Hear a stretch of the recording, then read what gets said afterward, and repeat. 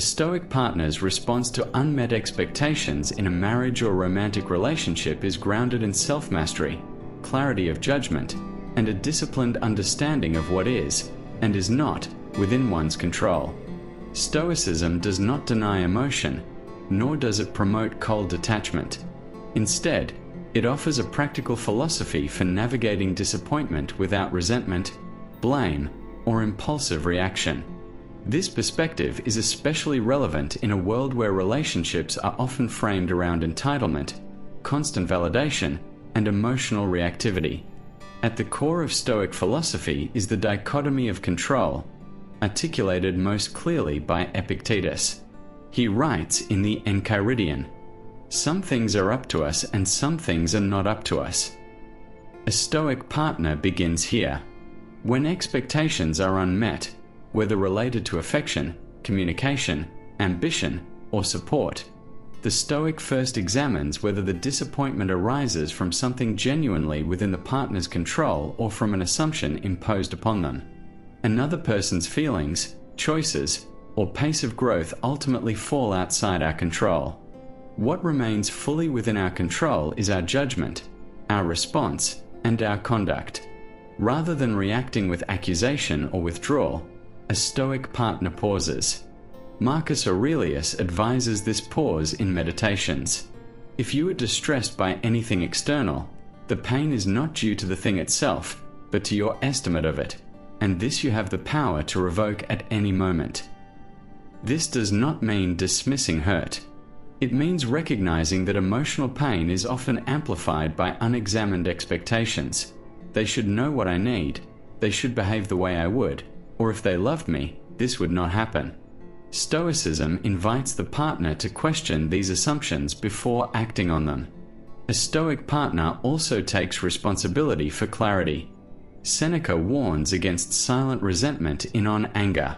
How much more grievous are the consequences of anger than the causes of it? Unmet expectations frequently fester because they are unspoken or poorly communicated. A Stoic does not assume mind-reading nor indulge in passive aggression. Instead, they communicate calmly and directly, not to control the outcome, but to act with integrity. The goal is not to force the partner to change, but to ensure that one's own conduct remains virtuous, honest, respectful, and measured. Another defining feature of a Stoic response is emotional regulation without suppression. Stoicism is often misunderstood as emotional numbness. In reality, the Stoics were deeply concerned with emotions, specifically, with preventing emotions from overpowering reason. Seneca states, "The greatest remedy for anger is delay." Applied to relationships, this means a Stoic partner allows emotional intensity to settle before engaging in difficult conversations. They acknowledge feelings internally, disappointment, sadness, frustration, without allowing those feelings to dictate behavior. This restraint protects the relationship from unnecessary escalation and preserves mutual dignity. Importantly, a Stoic partner distinguishes between preferences and demands.